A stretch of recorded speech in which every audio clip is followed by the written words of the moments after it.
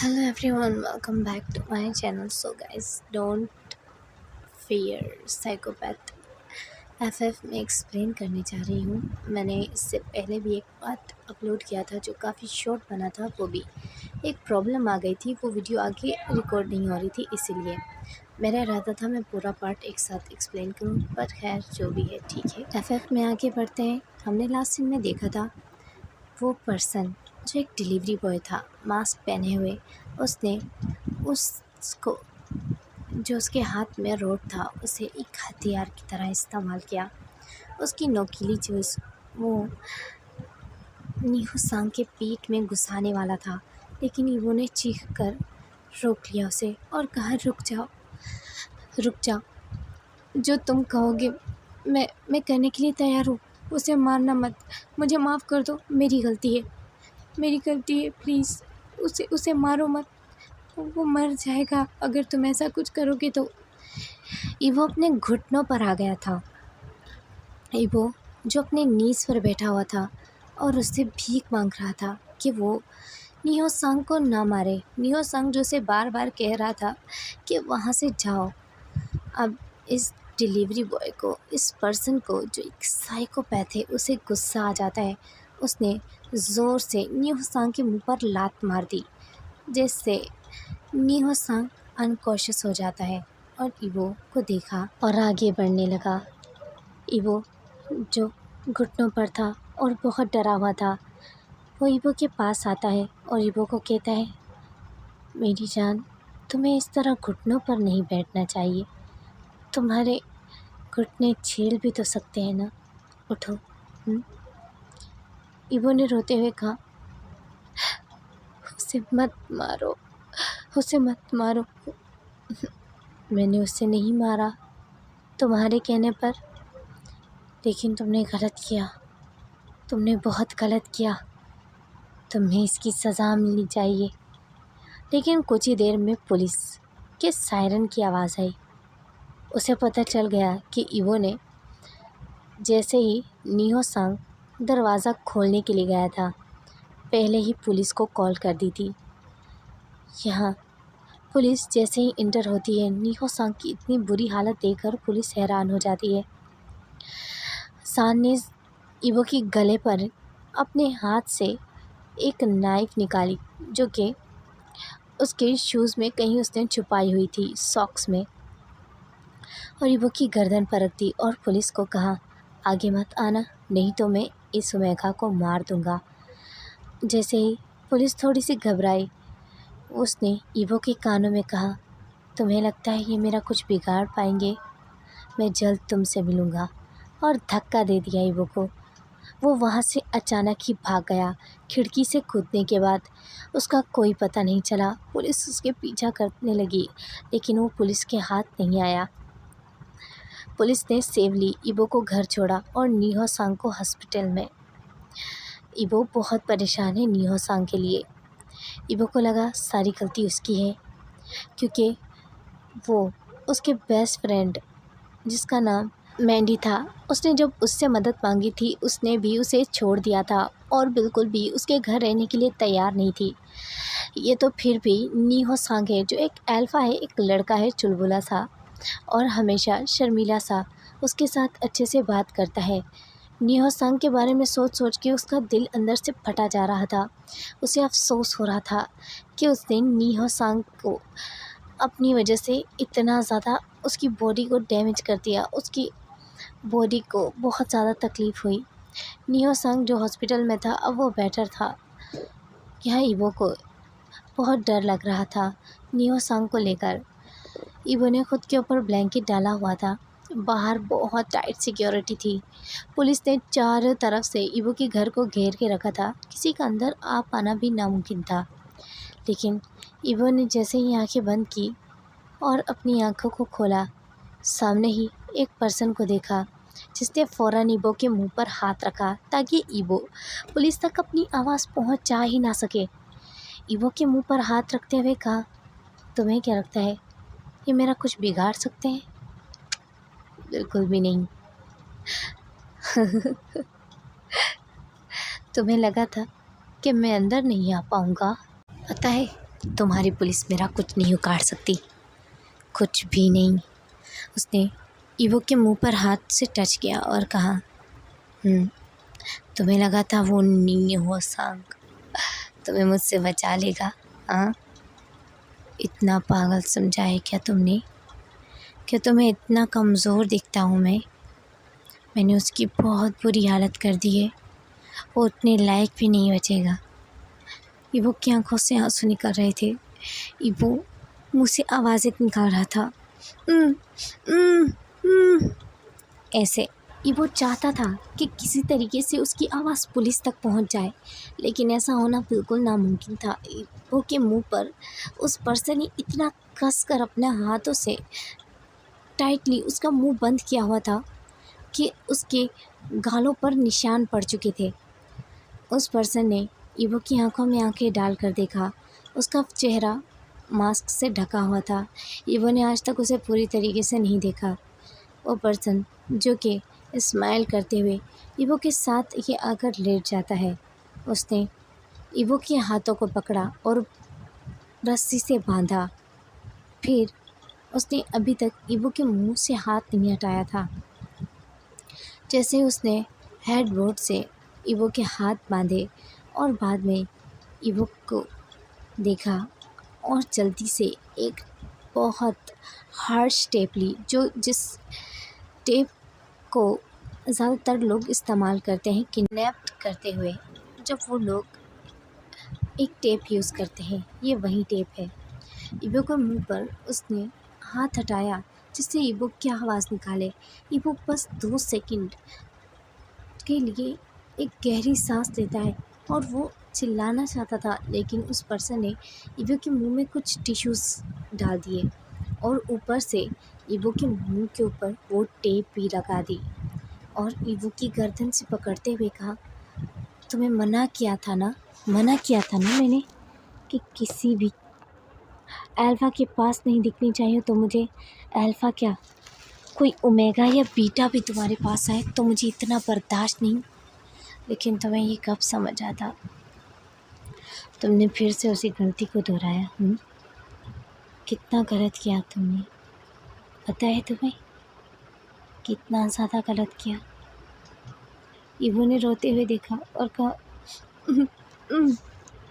लेकिन ईवो की रोने की आवाज़ किसी तक नहीं पहुंच सकती थी और उस पर्सन ने उसे कहा, तुम्हारी पुलिस मेरा कुछ नहीं बिगाड़ सकती। वो पर्सन उसके पास ही आकर लेट गया और धीरे धीरे उसकी थाइस पर हाथ फिराने लगा। वो थाइस पर पहले तो सॉफ्टली टच कर रहा था, अचानक उसने थाइस पर रफ टच करते हुए बहुत गंदा टच किया और ईवो ने अपनी आंखें बंद कर ली और फेस को दूसरी तरफ कर लिया। ईवो को बहुत ज़्यादा डिस्गस्ट महसूस हो रहा था, बहुत गंदा फील हो रहा था।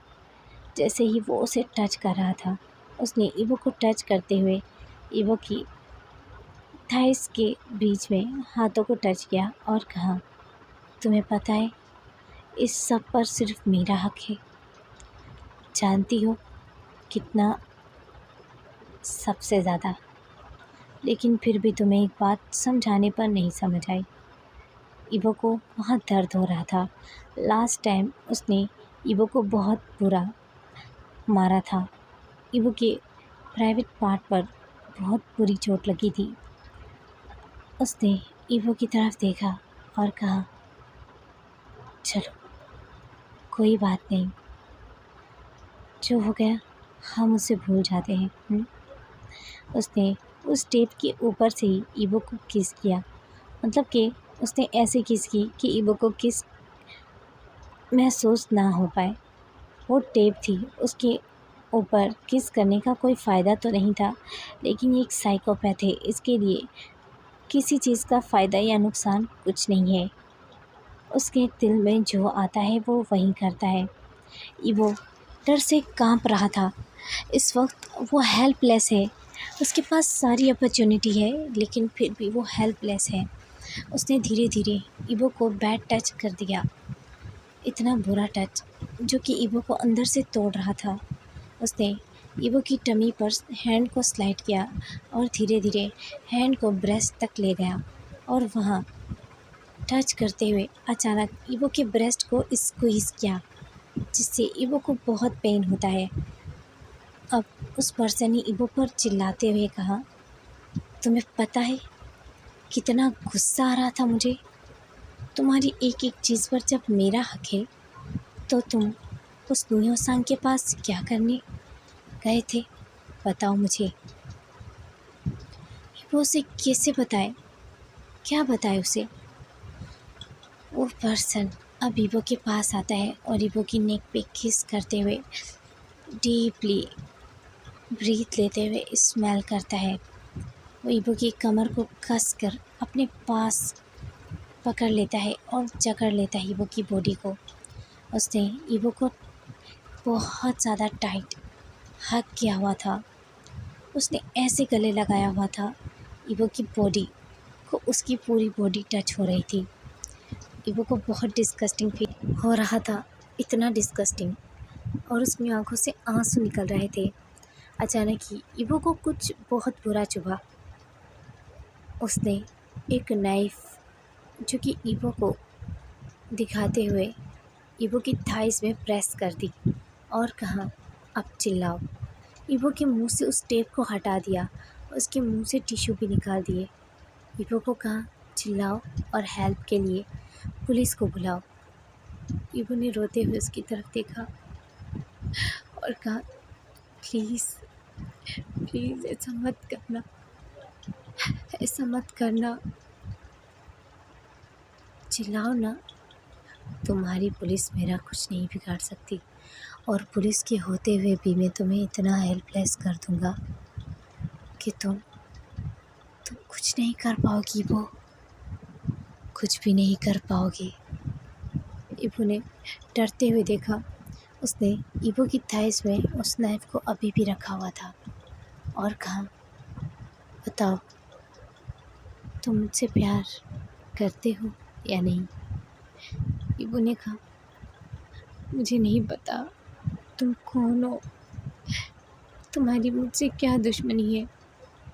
मेरी दुश्मनी नहीं है ये तो मेरा प्यार है जो सिर्फ तुम्हारे लिए। ईवो उसने ईवो की इनर थाइस में वैसे ही नाइफ को रखा हुआ था और अचानक ईवो को किस करने लगा। ईवो के पास इसके लिए कोई भी रिस्पॉन्स नहीं था ऐसी किस के लिए। उसने थाइस के बीच में बहुत शार्प पेन महसूस किया।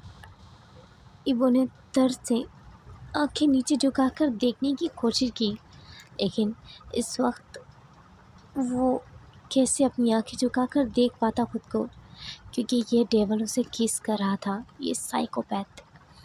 ईवो ने उसे दूर करने की कोशिश की।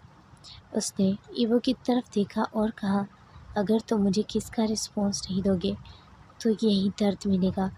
ईवो ने उसे किस का रिस्पॉन्स दिया। ईवो ने लैंप की लाइट ऑफ की हुई थी, जिसकी वजह से ईवो उसका चेहरा नहीं देख पा रहा था। ईवो ने दर्द की आवाज़ में कहा, मुझे दर्द हो रहा है, प्लीज़ प्लीज़ इसे चुभाना बंद करो। तुम मुझे क्यों दर्द देते हो, मुझे दर्द हो रहा है, प्लीज़ इसे मत चुभाओ। अगर तुम मुझे प्यार नहीं दोगी तो मैं तुम्हें दर्द दूंगा, समझ आई तुम्हें। बहुत दर्द हो रहा है, प्लीज़ प्लीज़ इसे चुभाना बंद करो, मुझे पहले से बहुत दर्द है। उसने ईवो के आंसू को पोंछा और कहा, देखो रो मत, ठीक है मैं इसे नहीं चुभाता, और अगर तुमने आवाज़ की ना तो मैं इसे चुभाऊंगा नहीं, सीधा घुसा दूंगा। उसने कहा,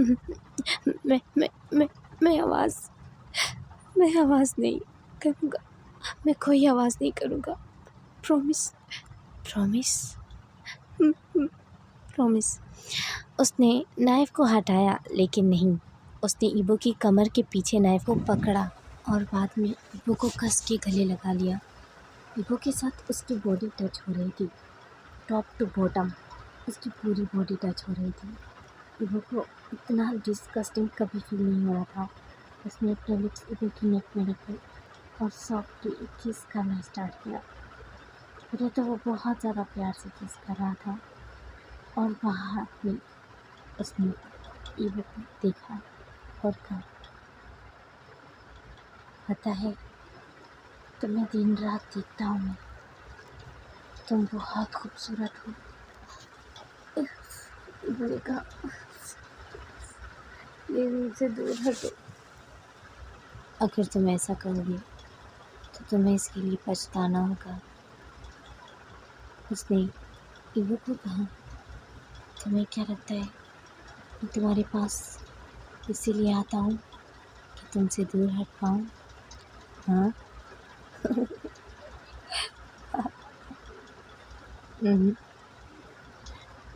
कोई भी नहीं, ऐसा नहीं है।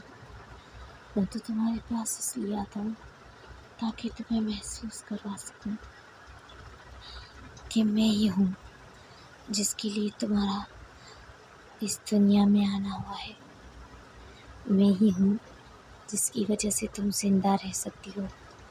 मैं ही हूँ जिसकी वजह से तुम्हें ज़िंदा रहना होगा और तुम मेरी हो। देखो मैं तुम्हारे कितने ज़्यादा करीब हूँ, इतने करीब कि तुम्हारी पुलिस मेरा कुछ नहीं उखाड़ पा रही। ईवो ने उसकी तरफ हेल्पलेसली देखा, लेकिन ईवो को उसका चेहरा नहीं दिख रहा था। उसने ईवो को कहीं टच किया अच्छे से। ईवो ने कहा, प्लीज़ ऐसे टच मत करो। उसने ईवो की लोअर बॉडी में टच किया, जिससे ईवो को बहुत गंदा फील हुआ। उसने कहा, इस सब पर जब मेरा हक है तो तुम मुझे कैसे मना कर सकती हो किसी चीज़ के लिए। माय डियर्स, FF का नेक्स्ट पार्ट कल रात 12 बजे आ जाएगा और मेरे दूसरे चैनल के FF सुबह 12 बजे या सुबह 6 बजे आएंगे शाम को। Okay, bye bye, take care और आई होप आज का पार्ट अच्छा लगा हो। जैसे कि माय डियर, मैं आप लोगों के कमेंट्स हमेशा पढ़ती हूँ और किसी का कमेंट इग्नोर नहीं करती। आप लोगों में से 3-4 बार मुझे रिक्वेस्ट आ चुकी है not control in obsession part के बारे में। मैं उसे जल्दी डायरी ढूंढ कर एक्सप्लेन करूँगी। और हाँ, आप में से किसी ने ईजान से थक कर जान ई का भी बोला था, तो मैं जान ई भी ला रही हूँ।